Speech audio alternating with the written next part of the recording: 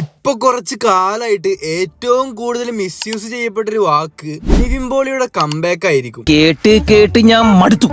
ഒരു cinema announce ചെയ്ത comeback, teaser വന്നാൽ കംബാക്ക്, ട്രെയിലർ വന്നാൽ കംബാക്ക്, അങ്ങനെ ഇപ്പൊ ഇത് ഒരു ജെനുവിൻ എക്സ്പെക്ടേഷനേക്കാളും ഒരു മീം ഫ്രൈസ് ആയിട്ട് മാറി. വളരെയധികം മികച്ചു നിന്ന ഒരു പ്രൈമിന് ശേഷം ഒരു ഡൗൺഫോൾ കിട്ടിയിട്ട് മൂവീസും ഫിസിക്കും എല്ലാം കൊണ്ടും ഒരുപാട് ക്രിറ്റിസിസം നേരിട്ട നിവിൻ പോളിയുടെ ആ ഒരു ഡൗൺഫോളിന് ശേഷം ഏത് സിനിമ ഇറങ്ങിയാലും കംബാക്ക് എന്നായിരുന്നു പറഞ്ഞിരുന്നത്. കാത്തിരുന്ന് വന്ന തുറമുഖം ഒരു കംബാക്ക് ആയില്ല. ബാക്ക് കാണിച്ചുകൊണ്ട് കംബാക്ക് എന്ന് പറഞ്ഞ് പ്രൊമോട്ട് ചെയ്ത മലയാളി ഫ്രം ഇന്ത്യയും ഒരു കംബാക്ക് ആയില്ല. എന്നിട്ട് വർഷങ്ങൾക്ക് ശേഷത്തിലെ കേമിയോയിലൂടെ നിതിൻ മോളിയായി വന്ന് ഏതൊക്കെയോ വാള് ബ്രേക്ക് ചെയ്ത ക്യാരക്ടർ ഓഡിയൻസിനൊക്കെ നിവിൻ പോളിയുടെ ഒരു തിരിച്ചുവരവായി. പക്ഷേ അതിന്റെ ശേഷം ഇറങ്ങാനിരുന്ന ഡിയർ സ്റ്റുഡൻസും ഏഴ് കടൽ ഏഴ് മലയൊന്നും ഇറങ്ങിയില്ല. അങ്ങനെ ഒരു ഗ്യാപ്പിന് ശേഷം പിന്നെ പെട്ടെന്ന് ഔട്ട് ഓഫ് നോവെയർ സർവമായ വന്നിട്ട് ബ്ലോക്ക് ബസ്റ്റർ അടിച്ചു. ഒഫീഷ്യലി നിവിൻ പോളി കംബാക്ക് അടിച്ചു. പക്ഷേ പിന്നെയും ഇറങ്ങി flop movies. Baby girl, average ആയ ഫാമ എന്ന വെബ് സീരീസ്, ഷറഫുദ്ദീന്റെ കൂടെ വന്ന പ്രതിച്ഛായ, ഇതെല്ലാം ഫ്ലോപ്പ് ആയിരുന്നു. ആൻഡ് എഗെയിൻ ഇപ്പൊ പിന്നെയും ചിലര് നിവിൻ പോളിയുടെ കംബാക്കിന് വേണ്ടി കാത്തിരിക്കുന്നു. ശരിക്കും ഈ കംബാക്ക് എന്ന് പറയുന്നത് കൊണ്ട് എന്താണ് എല്ലാവരും അർത്ഥമാക്കുന്നത്? അതായത് കംബാക്ക് എന്ന് പറയുന്നത് ഒരു ഹിറ്റ് സിനിമ മാത്രമല്ല, ഓഡിയൻസിന്റെ മനസ്സിലുണ്ടായിരുന്ന ആ ഒരു ഇമേജ് അത് തിരിച്ചു പിടിക്കുന്നത് കൂടിയാണ് കംബാക്ക്. എന്നാലും എന്തുകൊണ്ടാണ് ഓഡിയൻസ് ഒക്കെ മറ്റെല്ലാ ആക്ടേഴ്സിനെക്കാളും പ്രൈം നിവിൻ പോളിയെ കൂടുതൽ മിസ് ചെയ്യുന്നത്? ഇതൊക്കെ നമുക്ക് ഇന്നത്തെ വീഡിയോയിലൂടെ നോക്കാം. സോ എപ്പോഴത്തെ പോലെ നിങ്ങളുടെ ഫേവറേറ്റ് നിവിൻ പോളി മൂവി അത് ഏതാണെന്ന് ഒന്ന് കമന്റ് ചെയ്തേക്ക്. എനിക്കറിയാം ഇവിടെ ഏറ്റവും കൂടുതൽ കമന്റ്സ് വരാൻ പോകുന്നത് പ്രേമം തന്നെയായിരിക്കും. സോ എന്തായാലും ലെറ്റ്സ് സ്റ്റാർട്ട്. നമുക്ക് അദ്ദേഹത്തിന്റെ ഇതുവരെയുള്ള സിനിമാ കരിയറിനെ 3 ഫേസസ് ആയിട്ട് തിരിക്കാം. ദ പ്രൈം ഇറ, ദെൻ അവിടെ നിന്ന് ഒരു മിക്സ്ഡ് ഫേസ്, ദെൻ ഒരു ഡൗൺഫോൾ. ഇതിലേക്ക് ഒരു ഫേസും കൂടി നമുക്ക് ചേർക്കാനുണ്ട്. അത് നമുക്ക് വീഡിയോയുടെ ലാസ്റ്റ് സംസാരിക്കാം. ആദ്യം തന്നെ പ്രൈം ഇറ. നമുക്ക് എല്ലാവർക്കും അറിയാവുന്ന പോലെ 2010 വിനീത് ശ്രീനിവാസന്റെ ഫസ്റ്റ് ഡയറക്ഷനിൽ വന്ന മലർവാടി ആർട്സ് ക്ലബിലൂടെയാണ് നിവിൻ പോളി ആദ്യമായിട്ട് സിനിമയിലേക്ക് വരുന്നത്. അത് തന്നെ ഹിറ്റ് ആയിരുന്നു. പിന്നെ അങ്ങനെ കുറച്ച് സിനിമകളൊക്കെ ചെയ്തു പോയിട്ട് 2012 നിവിൻ പോളി അന്നത്തെ യങ്സ്റ്റേഴ്സിനെ എല്ലാം ഫാൻസ് ആക്കി മാറ്റിയത്. വിനീത് ശ്രീനിവാസന്റെ തന്നെ ഡയറക്ഷനിൽ വന്ന തട്ടത്തിമറയത്തിലൂടെ. അതൊരു മാസീവ് ഹിറ്റും ഒരു ട്രെൻഡ് സെറ്ററുമായിരുന്നു. ആൾക്കാരേറെ ഇഷ്ടപ്പെട്ടിരുന്ന നിവിൻ അജു കോംബോയുടെ ഐക്കോണിക് സ്റ്റാർട്ടിങ് അത് തട്ടത്തിമറയത്തിലൂടെ ആയിരുന്നല്ലോ. എന്ന ഫാക്ടറൊക്കെ ശരിക്കും അന്നത്തെ യൂത്തന്മാരിൽ ആഞ്ഞടിച്ചിരുന്നു. അവിടെ നിന്ന് പിന്നീട് ഈ ഒരു ഹിറ്റ് സ്ട്രീക്ക് നിവിൻ പോളി 5 വർഷത്തോളം കളയാതെ കൊണ്ടുപോയി. 1983 ഓം ശാന്തി ഓശാന, ബാംഗ്ലൂർ ഡേയ്സ്, ഇപ്പോഴത്തെ നമ്മുടെയൊക്കെ ജീവിതം സിനിമയാക്കിയ വടക്കൻ സെൽഫി, പിന്നെ പ്രേമം, ആക്ഷൻ ഹീറോ ബിജു, ജേക്കബിന്റെ സ്വർഗരാജ്യം, ഇങ്ങനെ ഇറങ്ങുന്ന ഓൾമോസ്റ്റ് എല്ലാ മൂവീസും ഹിറ്റ്. ആ ഒരു ചുരുങ്ങിയ കാലയളവിൽ നിവിൻ ഓഡിയൻസിന് ഉണ്ടാക്കിയെടുത്ത ഇൻഫ്ലുവൻസ് എന്ന് വെച്ചാൽ അത് വളരെ വലുതാണ്. ഓഡിയൻസിന് അത്രയും എന്റർടൈൻമെന്റ് എന്ന് നൽകിയത് കൊണ്ടാണ് ഇപ്പോഴും ആൾക്കാർ അദ്ദേഹത്തിന്റെ പ്രൈമിനെ മിസ് ചെയ്യുന്നത്. ഇൻട്രസ്റ്റിംഗ് ആയിട്ടുള്ള ഒരു കാര്യം എന്താണെന്ന് വെച്ചാൽ നിവിൻ പോളി സൂപ്പർ സ്റ്റാർ ആയത് മാസ് ഡയലോഗുകൾ കൊണ്ടല്ല, ലാർജർ ദാൻ ലൈഫ് ഇമേജ് കൊണ്ടുമല്ല, നമ്മളിൽ ഒരാളാണെന്ന് തോന്നിച്ച സിംപ്ലിസിറ്റി കൊണ്ടാണ്. നിവിൻ പോളിയുടെ മൂവീസ് എന്ന് പറഞ്ഞാൽ മിനിമം ഗ്യാരണ്ടിക്കും അപ്പുറത്തായിരുന്നു. അതും ഒരു ഔട്ട്സൈഡർ ചുരുങ്ങിയ കാലം കൊണ്ടാണ് ആ ഒരു ലെവൽ സ്റ്റാർഡം ഉണ്ടാക്കിയത്. നമ്മുടെ ലാലേട്ടന് വരെ ബോക്സ് ഓഫീസിൽ ചാലഞ്ച് കൊടുത്തിരുന്നു അന്ന് പുള്ളി.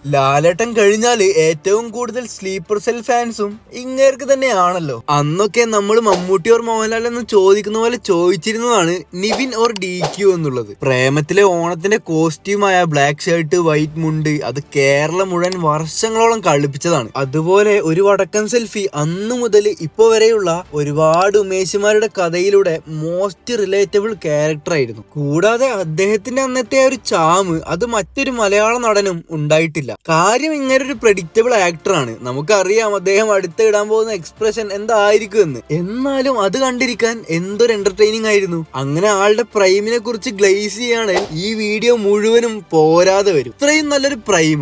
പക്ഷെ അതിന്റെ ശേഷം പുള്ളി ആ ഒരു കംഫർട്ട് സോൺ വിട്ട് എക്സ്പെരിമെന്റ്സ് ട്രൈ ചെയ്യാൻ തുടങ്ങി. അതെല്ലാ ആക്ടേഴ്സും ചെയ്യുന്ന നല്ലൊരു കാര്യം തന്നെയാണ്. കാര്യം അവർക്ക് ഇംപ്രൂവ് ആവാൻ ഇങ്ങനെ ചെയ്യേണ്ടത് അനിവാര്യമാണ്. Everyone needs to prove their versatile. പക്ഷേ നിവിൻ അത് പ്രൂവ് ചെയ്യാൻ നോക്കി ഇറക്കിയ ആദ്യ കുറച്ച് സിനിമകൾ ഓഡിയൻസ് അത്രയ്ക്കങ്ങ് അക്സെപ്റ്റ് ചെയ്തില്ല. അവിടെ പ്രോബ്ലം പെർഫോമൻസ് ആയിരുന്നില്ല, ടൈമിംഗ് ആയിരുന്നു. ഓഡിയൻസ് എന്റർടൈനർ നിവിനെ എക്സ്പെക്ട് ചെയ്യുമ്പോൾ പുള്ളി എക്സ്പെരിമെന്റൽ സിനിമ ചൂസ് ചെയ്തു. അത് രണ്ടും തമ്മിൽ കണക്ട് ആയില്ല. അവിടെയാണ് ആ ഒരു മിക്സ്ഡ് ഫേസ് വന്നത്. റിച്ചി, ഹെയ്ജൂഡ്, മൂത്തോന്, കനകം കാമിനി കലഹം അതൊക്കെ ആ ഒരു ഫേസിലാണ്. ഇതിൽ കുറച്ചൊക്കെ നല്ല സക്സസ് അറിയിച്ച സിനിമകൾ ഉണ്ടായിരുന്നെങ്കിലും അന്ന് ഇത്രയും എന്റർടൈനർ ആയിരുന്ന ഒരാളുടെ പെട്ടെന്നുള്ള ആ ഒരു മാറ്റം അത് ഓഡിയൻസിന് ഉൾക്കൊള്ളാൻ കഴിഞ്ഞില്ല. ഈ സിനിമകളെല്ലാം അതുകൊണ്ട് തന്നെ ഏവറേജ് ലെവലിൽ നിന്നുള്ളൂ. അതിന്റെ ശേഷം 2019 ലവ് ആക്ഷൻ ഡ്രാമ ഇറങ്ങി സൂപ്പർ ഹിറ്റ് അടിച്ചു. എക്സ്പെരിമെന്റ്സിന് ശേഷം ഒരു ഏവറേജ് സ്ക്രിപ്റ്റിൽ വന്ന ആ പടം സൂപ്പർ ഹിറ്റ് അടിച്ചാൽ ആള് മനസ്സിലാക്കണമായിരുന്നു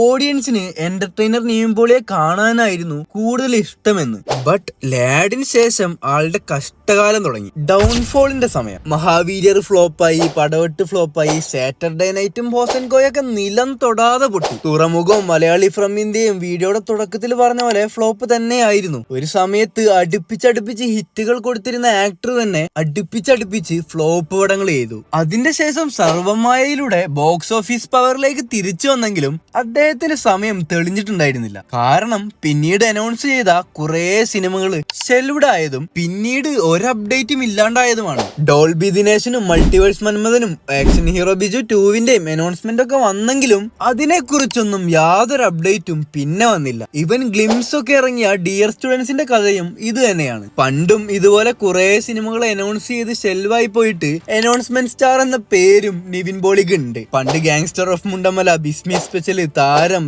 ശേഖരവർമ്മ രാജാവ് എന്നിങ്ങനെയുള്ള കുറെ സിനിമകളൊക്കെ അനൗൺസ് ചെയ്തിട്ട് പിന്നീട് എന്തൊക്കെയോ സംഭവിച്ച് ഷെൽവായി പോയതാണ്. എടാ, അങ്ങേരുടെ ഡൗൺഫോള് ശരിക്കും സ്റ്റഡി ചെയ്യേണ്ട ഒന്നാണ്. കാരണം ഇപ്പോഴും ഒരൊറ്റ നല്ല സിനിമ വന്നാൽ മതി, അതും നിവിന്റെ കംഫർട്ട് സോണിലുള്ള ഒരൊറ്റ സിനിമ. ആ ഒറ്റ പടം കൊണ്ട് അദ്ദേഹത്തിന് പഴയ പ്രതാപത്തിലേക്ക് തിരിച്ചു വരാം. പക്ഷേ something is lacking. May be good scripts or may be good directors. നിവിനെ ശരിക്കും മനസ്സിലാക്കുന്ന ഡയറക്ടേഴ്സ്, യെസ്, അതാണ് ലാക്ക് ചെയ്യുന്നത് എങ്കിൽ ഈ ഓണം നിവിൻ തൂക്കിയിരിക്കും. കാരണം ഇപ്രാവശ്യം നിവിനെ കയ്യിൽ കിട്ടിയിരിക്കുന്നത് എന്റർടൈൻമെന്റ് മൂവീസിന് ട്രേഡ് മാർക്ക് ഉണ്ടാക്കിയെടുത്ത ഡയറക്ടറുടെ അടുത്താണ്. ഗിരീഷ് ഷെഡി. തണ്ണീർമത്തൻ ദിനങ്ങള്, സൂപ്പർ ശരണ്യ, പ്രേമലു, കാതലൻ, അങ്ങനെ വരുന്ന ഫിലിമോഗ്രാഫി ഇപ്പോൾ എത്തി നിൽക്കുന്നത് ബദ്ലഹേം കുടുംബ യൂണിറ്റിലാണ്. നിവിന്റെ പേരായിട്ട് മമിത ബൈജു. പോസ്റ്റേഴ്സ് എല്ലാം കണ്ടിട്ട് ഒരു യൂഷ്വൽ ഗിരീഷ് ഷെഡി ട്രീറ്റ്മെന്റ് ആണ് പടത്തിന് എന്ന് തോന്നുന്നു. അങ്ങനെയാണെങ്കിൽ ബദ്ലഹേം കുടുംബ യൂണിറ്റ് പല റെക്കോർഡുകളും തകർത്തിരിക്കും. ഗിരീഷ് ഷെഡിയെ പോലൊരു എന്റർടൈനർ സ്പെഷ്യലിസ്റ്റിന്റെ കയ്യിൽ നിവിൻ എത്തുന്നതാണ് ഇപ്പോൾ ഫാൻസിനെ ഏറ്റവും കൂടുതൽ എക്സൈറ്റ് ചെയ്യുന്നത്. ഈ ഓണത്തിന് DQന്റെ അയാം ഗെയിമിന്റെയും രാജുവേട്ടന്റെ ഖലീഫയുടെയും കൂടെ ക്ലാഷ് വെച്ച് ഇറക്കണമെങ്കിൽ ഉറപ്പായി അവർക്ക് സിനിമയിൽ നല്ല കോൺഫിഡൻസ് ഉണ്ടാവും. ആൻഡ് അതുപോലെ തന്നെ മറ്റൊരു സിനിമയാണ് പ്രേമവും നേരവും എടുത്ത അൽഫോൺസ് പുത്രന്റെ കൂടെയുള്ള അടുത്ത സിനിമ. യെസ്, ആ ഒരു കോംബോ തിരിച്ചു വരുന്നതിൽ ഭയങ്കര സന്തോഷമുണ്ട്. നിവിൻ പോളിയുടെ 50ാമത്തെ സിനിമയായ വിജയം. കാര്യം ആ ഒരു അനൗൺസ്മെന്റ് ടീസർ അധികം എക്സൈറ്റ്മെന്റ് ഒന്നും തന്നില്ലെങ്കിലും നിവിനെ പ്രോപ്പർ ആയിട്ട് യൂസ് ചെയ്യാൻ അറിയുന്ന ഡയറക്ടേഴ്സിൽ ടോപ്പിൽ വരുന്നയാളാണ് അൽഫോൺസ്. അതുകൊണ്ട് തന്നെ നല്ലൊരു സിനിമ നമുക്ക് പ്രതീക്ഷിക്കാം. ഗോൾഡ് പോലെയൊന്നും ആവാതിരുന്നാൽ മതിയായിരുന്നു എന്ന് വെച്ച് പ്രേമം പോലെയും ആവുമെന്ന് ആരും പ്രതീക്ഷിക്കരുത്. പ്രേമമൊക്കെ കുമ്പളങ്ങി നൈറ്റ്സ് പോലെ ഒരു വൺ ടൈം വണ്ടർ ആണ്. അപ്പോ വിജയം കൂടെ നല്ലൊരു സിനിമയാണെങ്കിൽ പിന്നെ നിവിൻ ട്രാക്കിലേക്ക് കയറിക്കോളും. അങ്ങനെയാണെങ്കിൽ LCUവിലെ ബെൻസിലെ ക്യാരക്ടറിനെയും നല്ല ഹൈപ്പ് കയറുമെന്ന് ഉറപ്പാണ്. ആൻഡ് അങ്ങനെയാണെങ്കിൽ